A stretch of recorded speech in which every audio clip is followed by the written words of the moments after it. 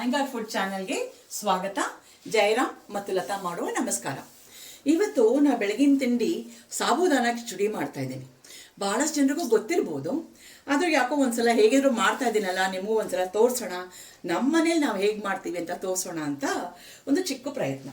ನಾ ಈ ಸಾಬುದಾನ ಕಿಚಡಿ ಮಾಡೋಕ್ಕೆ ಎಲ್ಲದಕ್ಕಿಂತ ಮೊದಲು ಈ ಕಪ್ಪಲ್ಲಿ ಸಾಬುದಾಣಿ ತೊಗೊಂಡಿದ್ದೀನಿ. ನೈಲಾನ್ ಸಾಬುದಾಣ, ಆರ್ಡರಿ ಸಾಬುದಾಣ ಬರುತ್ತಲ್ಲ, ನೈಲಾನ್ ಸಾಬುದಾಣ ತೊಗೋಬೇಡಿ. ಈ ಥರ ಹಿಂಗೆ ದಪ್ಪಕ್ಕೆ ಬರುತ್ತಲ್ಲ, ಈ ಥರ ಸಾಬುದಾಣಿ ತೊಗೊಳ್ಳಿ. ಇದನ್ನು ತೊಗೊಂಡು ಈ ಕಪ್ಪಷ್ಟು ಫಸ್ಟು ಈ ಪಾತ್ರೆಗೆ ಹಾಕ್ಕೊಂಡು ಕ್ಲೀನಾಗಿ ತೊಳ್ಕೊಂಡಿದ್ದೀನಿ. ತೊಳ್ಕೊಂಡು ಅದರಲ್ಲಿರೋ ಸ್ಟಾರ್ಚ್ ಎಲ್ಲ ಹೋಗುವಷ್ಟು ತೊಳ್ಕೊಂಡು ಆಮೇಲೆ ಕ್ಲೀನಾಗಿರೋ ನೀರು ಬಿಟ್ಟು ಫುಲ್ ಈ ಸಾಬುದಾಣ ಅಷ್ಟೇ ಮುಳುಗಬೇಕು, ಜಾಸ್ತಿ ಹಾಕಬಾರ್ದು. ನಾವು ಇಡ್ಲಿ ದೋಸೆಗೆ ನೆನೆಸ್ತೀವಲ್ಲ ಹಾಗಲ್ಲ, ಈ ಸಾಬುದಾಣ ಮುಳುಗುವಷ್ಟು ನೀರು ಹಾಕಿ ಒಂದು 6 ಅವರ್ಸ್ ಇಟ್ಟಿದ್ದೆ. 6 ಅವರ್ಸ್ ಇಟ್ಟ ಮೇಲೆ ಈಗ ನೋಡಿ ಇಷ್ಟು ಉದುದ್ರಾಗ ಆಗಿದೆ ಈಗ. ಓಕೆ, ಇದೊಂದು ಮೊದಲೇ ಪ್ರೀ ಪ್ರಿಪ್ರೇಷನ್ ಮಾಡ್ಕೋಬೇಕು. ನೆಕ್ಸ್ಟ್ ಇನ್ನೊಂದು ಏನು ಮಾಡಿದ್ದೀನಿ ಅಂದರೆ, ಕಡಲೆಕಾಯಿ ಬೀಜ ತೊಗೊಂಡಿದ್ದೀನಿ. ಕಡಲೆಕಾಯಿ ಬೀಜ ಚೆನ್ನಾಗಿ ಹುರ್ಕೊಂಡು ಆರಿದ ಮೇಲೆ ಸುಮಾರು ಪೂರ್ತಿ ಸಿಪ್ಪೆ ತೆಗಿಬೇಕಂತಲ್ಲ, ಅದನ್ನು ಒಂದು ಸ್ವಲ್ಪ ಸಿಪ್ಪೆ ತೆಗೆದಿದ್ದೀನಿ, ಸ್ವಲ್ಪ ಹಾಗೆ ಇದೆ, ಸಿಪ್ಪೆ ತೆಗೆದಿಟ್ಕೊಂಡಿದ್ದೀನಿ. ಇದನ್ನು ಒಂದು ಸ್ವಲ್ಪ ತರ್ತರಿಯಾಗಿ ಪುಡಿ ಮಾಡ್ಕೊತೀನಿ. ಪುಡಿ ಮಾಡ್ಕೊಂಡು ಮತ್ತೆ ಬಂದು ಸಿಗೋಣ ವೀಕ್ಷಕರೇ. ಈಗ ನೋಡಿ, ಇದು ಆ ಕಡಲೆಕಾಯಿ ಬೀಜನ ಹೀಗೆ ಸ್ವಲ್ಪ ತರ್ತರಿಯಾಗಿ ಹುಡ್ಕೊಂಡಿದ್ದೀನಿ. ಕೆಲವೊಂದು ಅರ್ಧ ಹೋಳು ಹಾಗೆ ಇದೆ, ಅದನ್ನು ಒಂದು ಬೇಸನ್ಗೆ ಹಾಕೋತಾ ಇದ್ದೀನಿ. ಹಾಕೊಂಡ್ಬಿಟ್ಟು ಈ ಸಾಬುದಾಣ ಏನು ನೆನೆಸಿಟ್ಕೊಂಡಿದ್ನಲ್ಲ, ಈ ಸಾಬುದಾನ ಇದ್ರ ಜೊತೆಗೆ ಹಾಕ್ಬಿಡ್ತೀನಿ. ಇವಾಗ ಸ್ವಲ್ಪ ಹಾಕಿ ಮಿಕ್ಸ್ ಮಾಡ್ಕೊಳ್ತೀನಿ.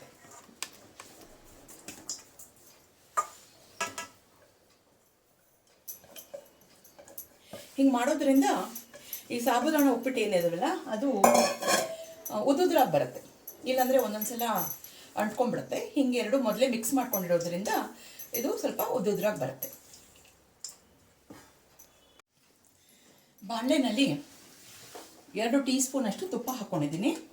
ತುಪ್ಪ ಕಾದಿದೆ. ಇವಾಗ ಇದಕ್ಕೆ ಜೀರಿಗೆ ಹಾಕೋತಾ ಇದ್ದೀನಿ. 1 ಟೀ ಸ್ಪೂನ್ ಅಷ್ಟು ಜೀರಿಗೆ, ನಂದು ಅರ್ಧ ಟೀ ಸ್ಪೂನ್ ಲೆಕ್ಕ ಇದೆ, ಅದಕ್ಕೆ 2 ಸಲ ಹಾಕ್ಕೊಂಡಿದ್ದೀನಿ.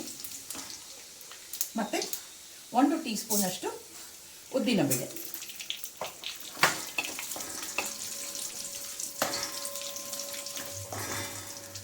ಒಂದು 4 ರಿಂದ 5 ಹಸಿಮೆಣಸಿನ್ಕಾಯಿ ಸಣ್ಣ ಕಟ್ ಮಾಡಿ ಇಟ್ಕೊಂಡಿದ್ದೀನಿ. 1 2 ಇಂಚಷ್ಟು ಶುಂಠಿ,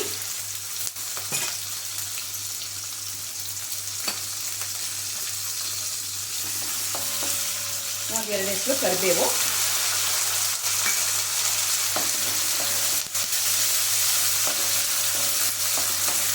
ಮತ್ತು ಒಂದು 10 ರಿಂದ 12 ಗೋಡಂಬಿ ಪೀಸುಗಳು,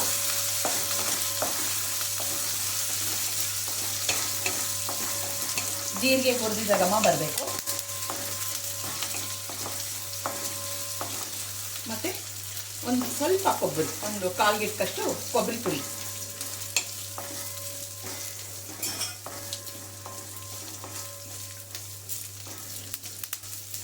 ಪರಿಮಳ ಬರ್ತಾ ಇದೆ ಇರೋದು. ಇವಾಗಲೇ ಒಂದು ಸ್ವಲ್ಪ ಇಂಗು ಪುಡಿನೂ ಹಾಕೊಂಡ್ಬಿಡ್ತದೆ. ಕೆಲವರು ಇದಕ್ಕೆ ಬೇಯಿಸಿದ ಆಲೂಗೆಡ್ಡೆ ಹಾಕೋತಾರೆ. ನಾನು ಆಲೂಗೆಡ್ಡೆ ಹಾಕಲಾರ್ದೆ ಮಾಡಿದ್ದೀವಿ. ಸುಮಾರು ಜನ ಇದಕ್ಕೆ ವ್ರತದ ಸಮಯದಲ್ಲಿ ಉಪಯೋಗಿಸ್ತಾರಲ್ಲ ಇದನ್ನು, ಅಂದರೆ ಉಪವಾಸ ಮಾಡೋ ಟೈಮಲ್ಲಿ, ಅದಕ್ಕೋಸ್ಕರ ಆಲೂಗೆಡ್ಡೆ ಸಾಬುದಾಣಿ ಎಲ್ಲ ಸ್ಟಾರ್ಚ್ ಕಂಟೆಂಟ್ ಜಾಸ್ತಿ ಇರುತ್ತೆ ಅನ್ನೋದಕ್ಕೋಸ್ಕರ ಉಪಯೋಗಿಸ್ತಾರೆ. ನಾನು ವಿದೌಟ್ ಆಲೂಗೆಡ್ಡೆ ಮಾಡ್ತಾ ಇದ್ದೆ.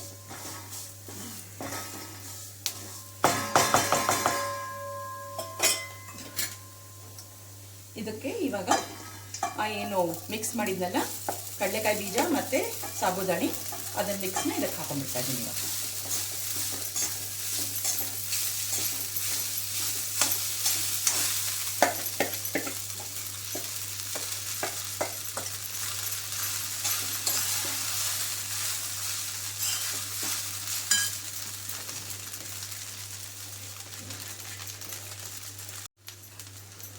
ಎಲ್ಲ ಮಿಕ್ಸ್ ಆಗಿದೆ. ಇವಾಗ ಇದಕ್ಕೆ ರುಚಿಗೆ ತಕ್ಕಷ್ಟು ಉಪ್ಪು, ಸ್ವಲ್ಪ ಉಪ್ಪು, ಮತ್ತು ನಮಗೆ ರೂಢಿ ಇರೋ ಹಾಗೆ ಒಂದು ಅರ್ಧ ಟೀ ಸ್ಪೂನ್ ಅಷ್ಟು ಚೂರು ಸಕ್ಕರೆ,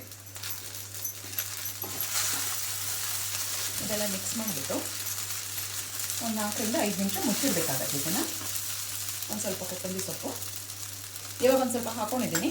ಎಲ್ಲ ಮುಗಿದಾದ್ಮೇಲೆ ಮತ್ತೆ ಮೇಲೆ ಇನ್ನೊಂದು ಸ್ವಲ್ಪ ಹಾಕ್ತೀನಿ. ಸಾಬೂದಾನಿ ಕಿಚಡಿ ಫುಲ್ ರೆಡಿಯಾಗಿದೆ ನೋಡಿ, ಉದುರಾಗಿದೆ. ನಾನು ಹಾಕೊಂಡಿದ್ದಾಗ ಈ ಬಾಣಲೆ ಬರ್ತಿ ಇತ್ತು, ಈಗೆಲ್ಲ ಶ್ರಿಂಕ್ ಆಗಿ ಇಷ್ಟ ಆಗಿದೆ. ಮತ್ತು ಸಾಬೂದಾನಿನೂ ಎಲ್ಲ ಟ್ರಾನ್ಸ್ಪರೆಂಟ್ ಆಗಿದೆ. ಇನ್ನೊಂದು ನಿಮಿಷ ಪ್ರಾಬಬ್ಲಿ ಮುಚ್ಚಿಟ್ಬಿಟ್ರೆ ಪೂರ್ತಿ ಮುಗ್ದೋಗುತ್ತೆ, ರೆಡಿ ಆಗುತ್ತೆ. ಸೊ ಇದು ಮಾಡ್ಕೊಳ್ಳೋದು ಸುಲಭ.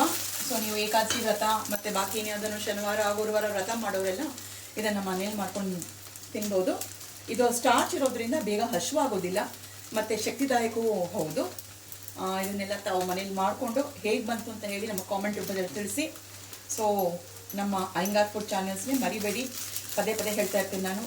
ಎಲ್ಲರೂ ಲೈಕ್ ಮಾಡಿ, ಶೇರ್ ಮಾಡಿ, ಸಬ್ಸ್ಕ್ರೈಬ್ ಮಾಡಿ. ಸೊ ನಮಗೂ ತಿಂಡಿಗೆ ಟೈಮ್ ಆಗ್ತಾಯಿದೆ, ಡಬ್ಬಿಗಳಿಗೂ ಪ್ಯಾಕ್ ಆಗಬೇಕು. ಸೊ ಮುಂದಿನ ವಿಡಿಯೋಲಿ ಸಿಗೋಣ. ಅಷ್ಟವರೆಗೂ ಜಯರಾಮ್ ಮತ್ತು ಲತಾವಿನ ನಮಸ್ಕಾರಗಳು.